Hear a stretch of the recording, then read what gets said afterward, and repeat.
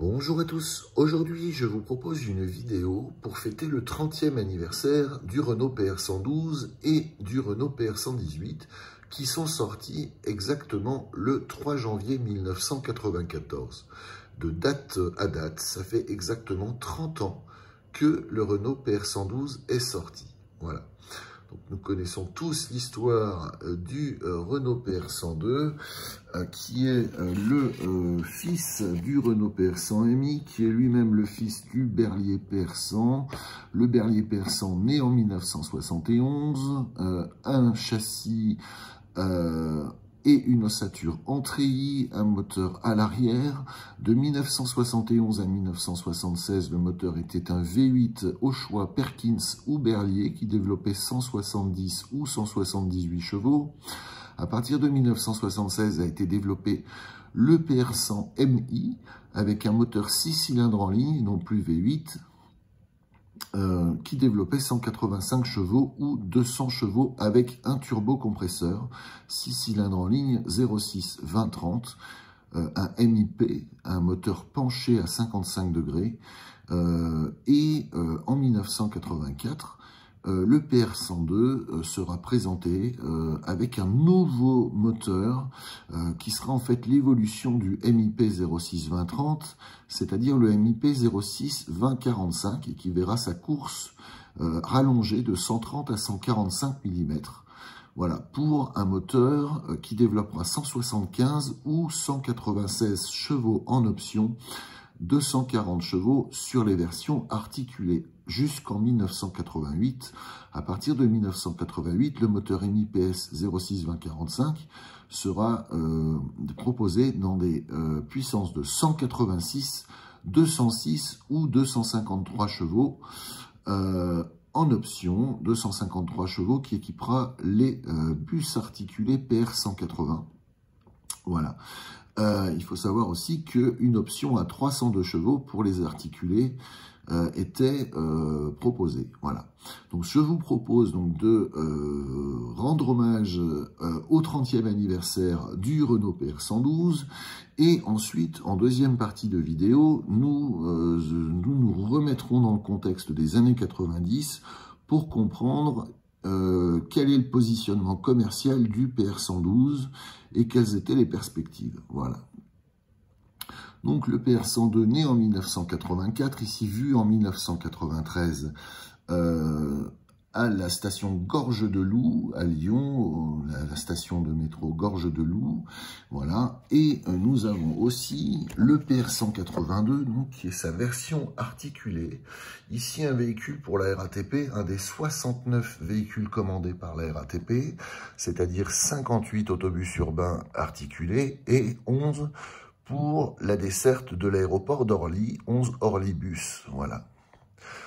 Donc ces véhicules-là proposeront donc une capacité d'environ 155 places, 155 personnes, donc, dont une quarantaine assises. Pour les versions autoroutières, évidemment, le nombre de sièges sera augmenté. Le nombre de places assises, forcément, fléchira à la baisse. Et le 3 janvier 1994, la nouvelle face avant développée par le carrossier albigeois Safra équipera donc les PR112 et PR118. Voilà. Alors la particularité de cette face avant, c'est une face avant donc en matériaux composites qui reprend le pare-brise du Renault R312. Et aussi, ce même pare-brise sera utilisé sur le Elias GX317 et le Renault Agora. Voilà. Donc, il s'agit d'un pare-brise galbé et équipé d'essuie-glaces antagonistes. Voilà. Mais toujours le même pare-choc avant en matériaux composites. Voilà. Donc là, le but de cette vidéo est vraiment de rendre hommage et de effectivement de revoir dans tous les recoins, toutes les perspectives, le Renault PR112 et le Renault PR118 articulés. Voilà. Donc voilà, donc la face avant, la vue avant droite, donc du Renault PR112. Voilà, donc la photo utilisée pour le photomontage de l'ancienne brochure du PR102, voilà, avec l'incrustation de cette photo, voilà.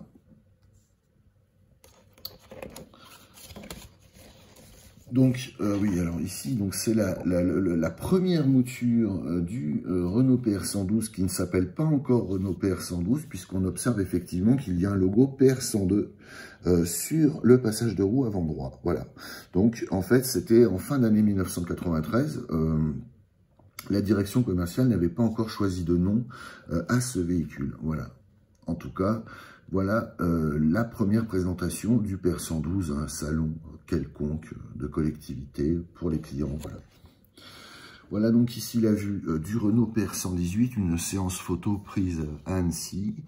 Voilà, donc très intéressante, un design assez intéressant. Il faut savoir quand même que les PR112 et PR118 se sont vraiment améliorés dès le début des années 90, les PR102 et PR182, avec des matériaux plus modernes, donc des véhicules standards à 2 portes ou 3 portes, des articulés en version 3 portes, avec un plancher à 681 mm du sol, accessible par un plein pied plus 2 marches. Donc vraiment un très bon compromis pour les clients qui justement recherchaient un autobus assez actualisé, on va dire. Voilà. Donc l'autobus articulé, donc PR118, voilà. Ici un détail de carrosserie, on voit à l'extrémité arrière gauche du pavillon un feu de gabarit, voilà. On observe ici un détail de style, voilà, un détail de style de l'angle avant gauche, voilà. Et puis évidemment la face avant du PR118, voilà. Et la photo que j'ai prise pour illustrer ma chaîne, le bus raconté. Voilà, le profil du Renault PR118, voilà, avec une très belle découpe de peinture qui est certainement signée SIP.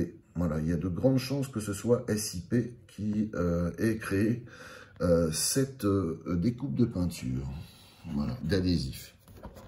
Voilà, donc alors, toujours les mêmes avantages du PR102 et du PR182, donc le PR112 et le PR118 ont toujours reprennent exactement les mêmes équipements que leurs prédécesseurs, c'est-à-dire le PR102 et le PR182, toujours le même volant fixe de 55 cm de diamètre, la même planche de bord, et puis les mêmes pupitres de commande à gauche du conducteur. Voilà, la même enceinte conducteur avec en option une armoire SAE, service d'aide à l'exploitation, placée derrière le conducteur.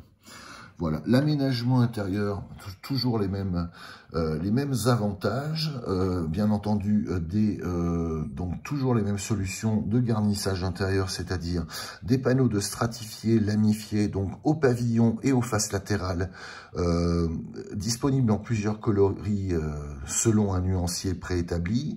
Bien entendu, ces panneaux de garnissage au pavillon et aux faces latérales peuvent être garnis en option d'une moquette, pareil, avec plusieurs teintes disponibles. On observe effectivement les haut-parleurs qui sont au pavillon. On observe les 2 rampes d'éclairage à droite et à gauche en voussoir, ainsi que des panneaux d'information qui remplacent les panneaux d'éclairage grainés, en plastique grainé, par des plexiglas, voilà, qui sont bien entendu translucides et tous éclairés. Voilà, l'éclairage à droite et à gauche peut être aussi effectué en quinconce. Voilà. On observe aussi les nouveaux sièges de la gamme Renault Véhicules Industriels. Donc ici, ce sont des sièges de la gamme Rocade Urbain. Voilà, Rocade Urbain. Voilà, donc ces sièges-là offrent déjà une assise assez rembourrée, offrent un dossier haut qui améliore le confort et une poignée haute de dossier qui est caractéristique. Bien entendu, en dos à dos ou sur les faces arrière, la grande poignée disparaît au profit d'un garnissage comme on l'observe à gauche. Voilà. Donc une coque Une coquille qui est effectivement qui protège le dossier. Voilà, une coquille thermoformée. Et puis aussi, nous avons une version ALX anti-lacération sans modification d'aspect en option. Voilà, donc ça signifie que même si le siège est rembourré, garni ALX, il ne craint pas les coups de cutter ou autres dégradations. Voilà, bien entendu, ces PR 112 et PR 118, comme leurs prédécesseurs, les PR 102 ou PR 182, sont équipés de série d'une gamme de sièges qui s'appelle Citad, des sièges qui ont été développés spécifiquement pour le R312. À gauche, le Citad 18B, et à droite, le Citad 18C anti-lacération. Alors ici, ils sont présentés avec une suspension cantilevée. Bien entendu, le PR 112 et le PR 118 ne sont pas équipés de la structure cantilevée. Hein. Donc, il y a un piétement, bien entendu, sous les sièges. Voilà. Donc, toujours intéressant de se rendre compte, effectivement, donc, de comment est fabriqué le siège. Voilà, donc on observe ici la structure cantilevée, donc c'est un bras horizontal qui est fixé à la face latérale sur les véhicules R312. Donc dans les PR 112, PR 118, il y a un piétement. Effectivement, l'ossature du siège et puis la coquille thermoformée qui protège le dossier. Voilà. Aussi intéressant à signaler, c'est-à-dire la facilité d'entretien des sièges, puisque les galettes de garnissage d'assises comme de dossier peuvent être facilement changées. Voilà.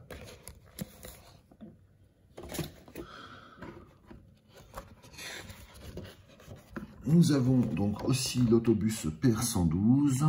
Voilà, donc ici vu dans une petite rue juste à côté du lac d'Annecy. Voilà. Donc les PR 112 et PR 118 sont équipés pour le standard d'un moteur de 206 ou 253 chevaux, pour l'articulé d'un moteur de 253 chevaux ou 302, toujours le même MIP R cette fois, donc qui est intercouleur à air refroidi, donc turbo à air refroidi, ces moteurs-là ont une cylindrée de 9,84 litres. Voilà, et donc propose 206 ou 253 chevaux sur le standard, 253 ou 302 chevaux sur l'articulé. Voilà. Donc ici une vue, voilà, de l'entrée, de l'accès avant, voilà, avec le sourire du conducteur, voilà. Donc un accès par un plein pied plus 2 marches profondes pour un plancher à 681 mm du sol. Voilà, un détail de garnissage avec les éclairages en voussoir, derrière un plastique grainé, donc ce sont des néons fluorescents. Voilà. Donc ici, le détail des sièges en partie arrière, les sièges rocade urbain, voilà, qui sont garnis en velours, Nina Canard. Voilà, Nina Canard. Donc ici, encore un détail du garnissage des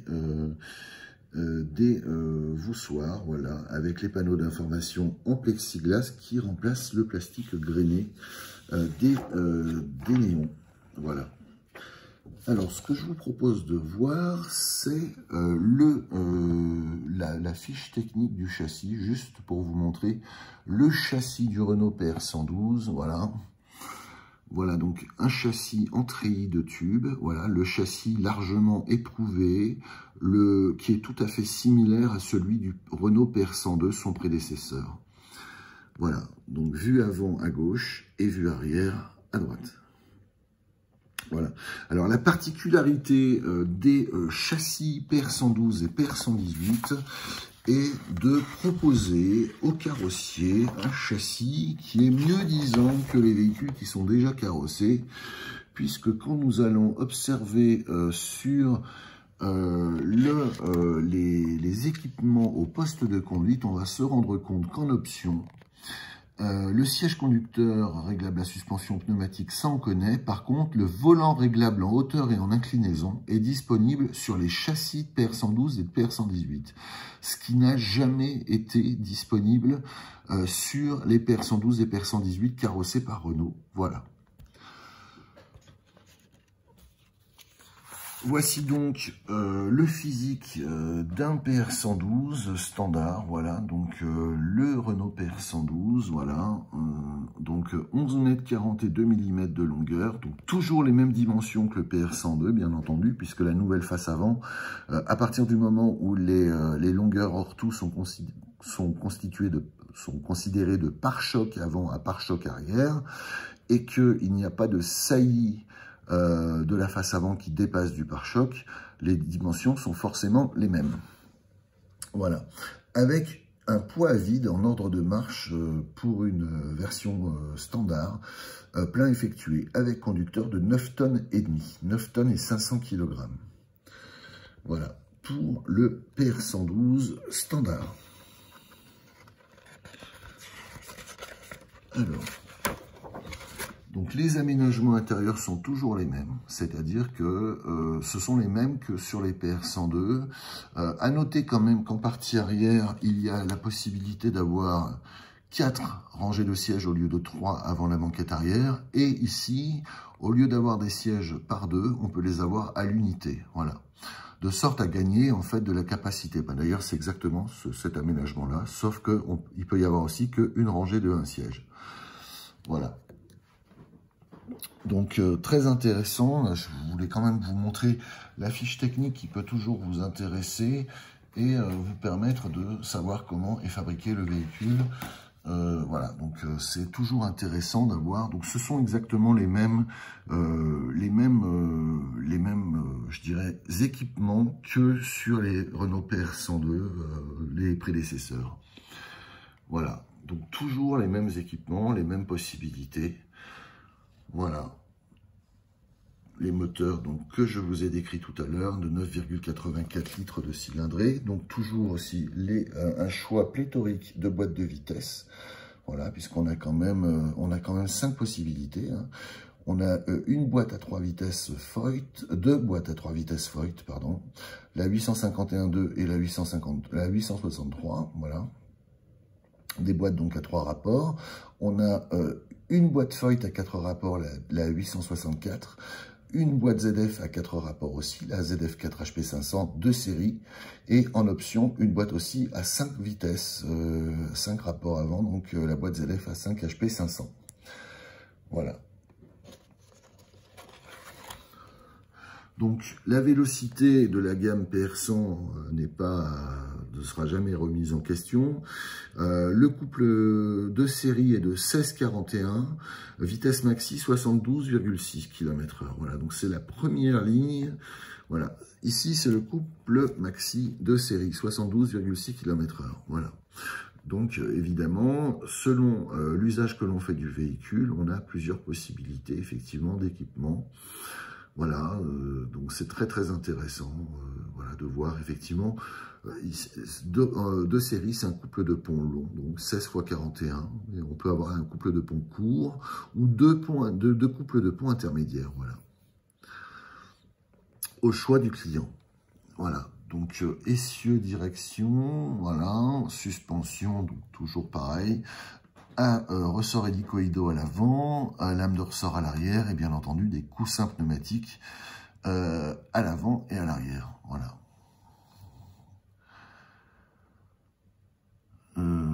Voilà donc les caractéristiques, le ralentisseur hydraulique intégré à la boîte de vitesse couplé au frein principal avec commande manuelle en option, et un réservoir à combustible de 190 litres au centre du véhicule, c'est-à-dire en avant de la porte médiane, est disponible 2 fois 180 litres de part et d'autre sur le châssis au même emplacement. Voilà l'emplacement du réservoir à combustible. Voilà.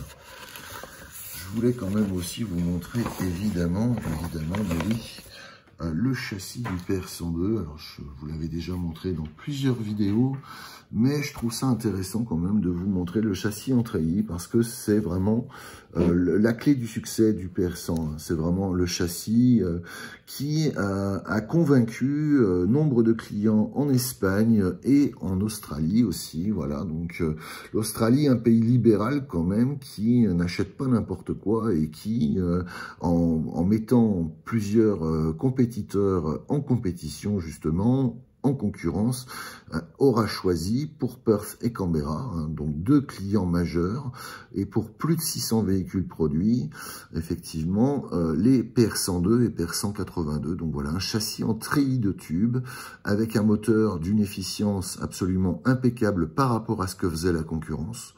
Voilà, donc on observe effectivement le réservoir à combustible ici, c'est 2 réservoirs de 180 litres, voilà, ici, voilà, qui sont évidemment reliés. On fait le plein ici, voilà. Voilà, donc le châssis en treillis de tube. Voilà, un châssis formé à partir de 2 poutrelles longitudinales qui sont triangulées, voilà, sur lesquelles sont soudés des traverses, des tubes traversants, qui correspondent au montant de baie. Voilà, donc c'est un, je dirais pas que c'est une structure modulaire, mais enfin voilà, donc à partir de la traverse avant, voilà, ici ça c'est jusqu'à la porte avant, la première baie, la deuxième baie ici, la troisième baie, la porte médiane, la quatrième baie, la cinquième baie et le module arrière pour la banquette arrière sur le moteur. Voilà, ici la vue du châssis d'autobus PR182, voilà, qui aura été vendu à près d'une centaine d'exemplaires en Australie. Voilà, donc toujours la même conception tubulaire en treillis, donc voilà, le châssis du PR118 qui est exactement le même que celui du PR182, voilà. Pour le moteur de 253 chevaux, une grille est placée en avant ici pour pouvoir apporter de l'air pour l'alimentation du turbocompresseur. Voilà, un turbo à air refroidi puisque c'est un moteur intercouleur. Voilà. Voilà, donc l'emplacement de la troisième porte sur la voiture arrière, le réservoir à combustible de part et d'autre, l'articulation ici, voilà, avec l'axe, le passage de roue de la voiture avant, ici l'emplacement pour la porte médiane et l'emplacement pour la porte avant qui est ici, voilà. Voilà concernant les PR112 et PR118 qui ont été proposés sur le marché européen à partir du 3 janvier 1994. Donc, bah, ma foi, bon anniversaire au PR112 et au PR118. Voilà, 30 ans. Voilà, donc une gamme d'autobus. Donc, vraiment, la caractéristique principale, c'est effectivement une structure autoportante et un plancher donc accessible à 681 mm du sol, 68 cm et 1 mm, accessible aux portes avant et aux portes médianes, et même à la porte arrière pour un articulé, par un plein pied plus de marche profonde. Voilà, donc une accessibilité des années 80, on va dire. Voilà. Alors ça va nous précipiter immédiatement dans les années 90, et oui, puisque la concurrence n'a pas chômé. La concurrence n'a pas chômé. Alors, il faut savoir que dès le début des années 90, de redoutables concurrents européens, puisque c'était l'ouverture à la concurrence du marché européen, les concurrents ne se sont pas gênés et ont proposé leurs véhicules. Il faut savoir que Besançon, dès le mois d'octobre 1992, recevra 4 unités du Van-Holl A300. Et ce Van-Holl A300 avait vraiment la particularité d'être un autobus 100% plancher bas. Voilà, c'est-à-dire que dès octobre 1992, les 4 premiers autobus A300 commercialisés à Besançon donc seront équipés d'un moteur de 217 chevaux et d'une boîte de vitesse Foyt à 3 rapports avant la D851-2. Voilà, donc c'était vraiment les autobus les plus modernes du marché, les autobus à plancher surbaissé. Voilà, donc vraiment le principal avantage, c'est évidemment la meilleure accessibilité du véhicule aux personnes en fauteuil roulant, voilà, avec une plateforme qui est rétractable et qui est montable à la porte médiane, une plateforme manuelle ou électrique, voilà, à commande électrique du poste de conduite. Voilà. Donc, bien entendu, l'accessibilité de plein pied s'effectue sans aucune marche aux portes avant, médiane et arrière sur l'autobus Van Holl A300. Donc, vraiment un véhicule qui a été un précurseur et vraiment je dirais, vraiment très avant-gardiste. Voilà. Il y a eu aussi, évidemment, il y a eu des réseaux qui ont opté pour le bus surbaissé, comme par exemple Marseille. Mais Marseille n'a pas opté pour les modèles Van Holl. Marseille a opté pour les modèles Mercedes-Benz O405N. Voilà, ça c'était pour la Régie des Transports de Marseille.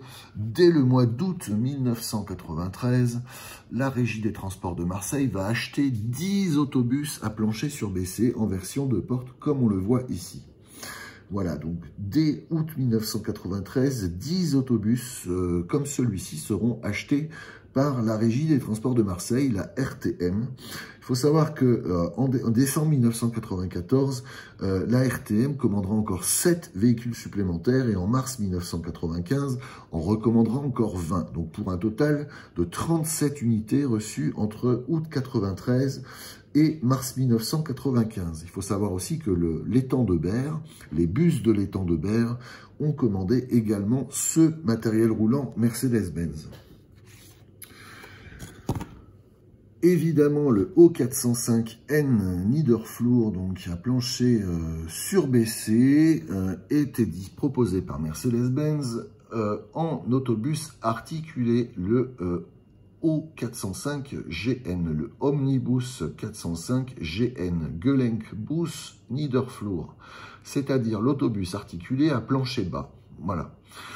Donc cet autobus O405GN a été commandé immédiatement par Brest et Saint-Étienne. Voilà.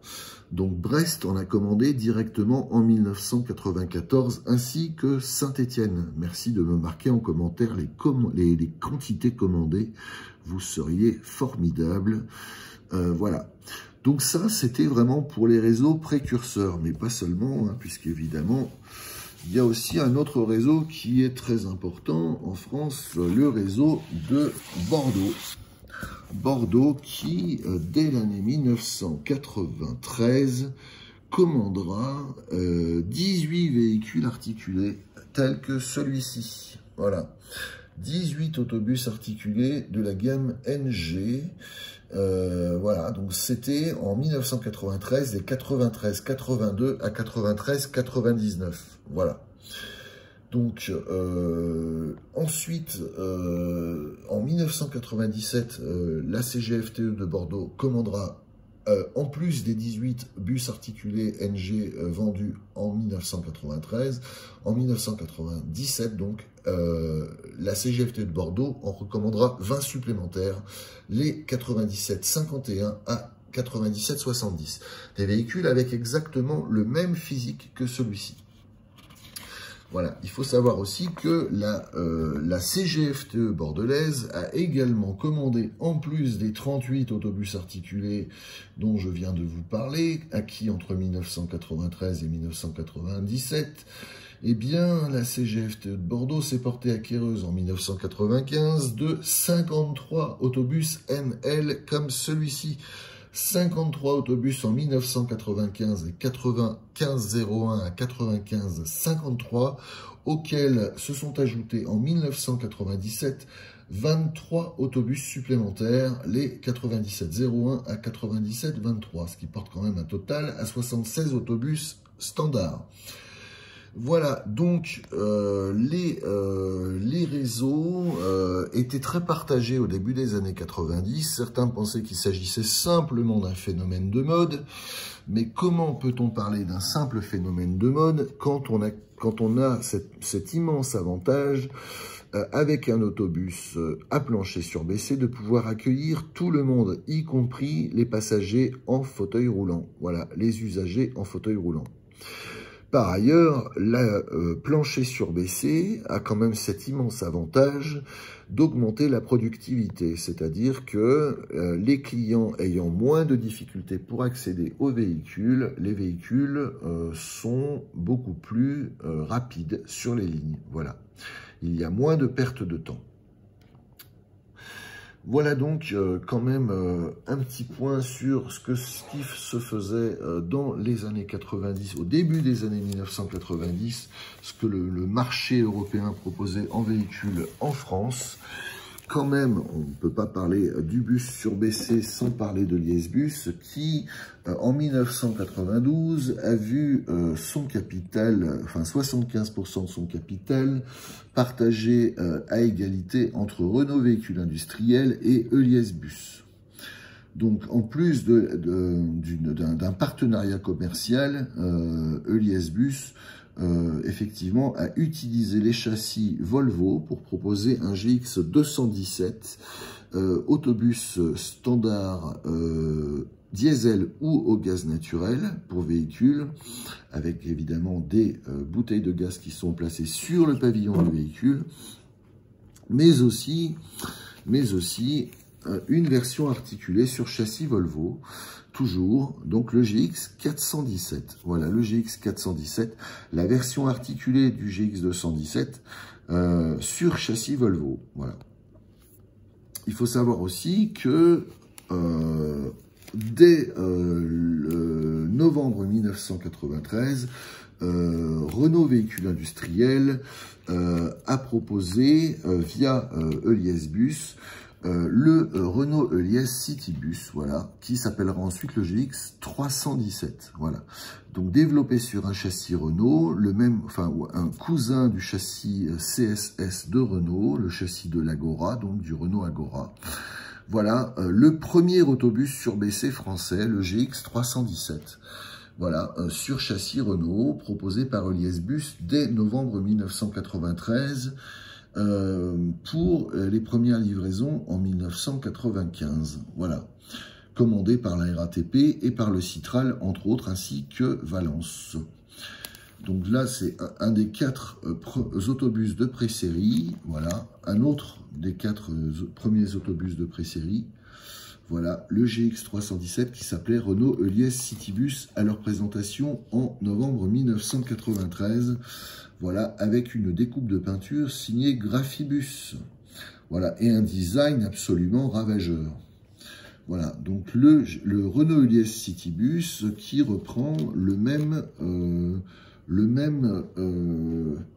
pare-brise que le Renault PR112 et le Renault PR118, le R312 et bien sûr après le Renault Agora.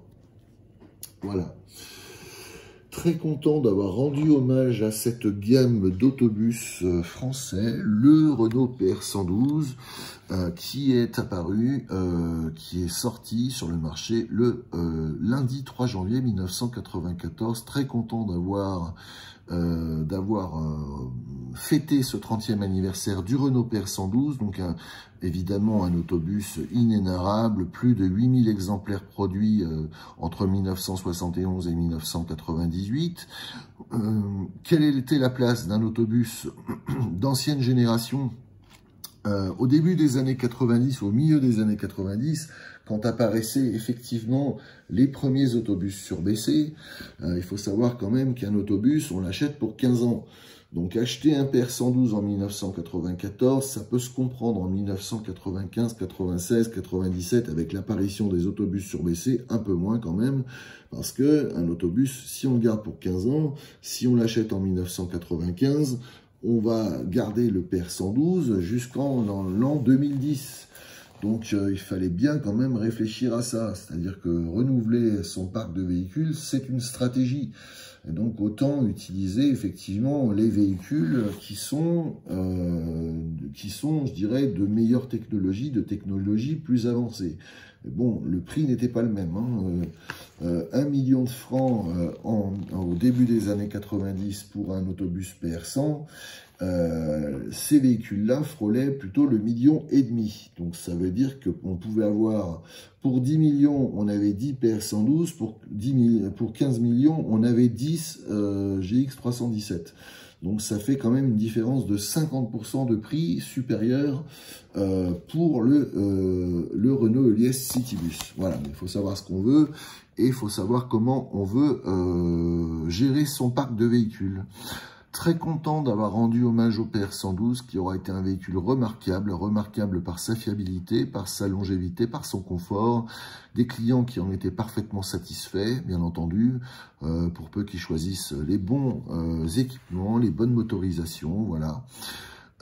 J'espère que vous avez apprécié cette vidéo, merci de me laisser vos commentaires, meilleurs vœux à tous et au plaisir de vous faire de nouvelles vidéos. À bientôt.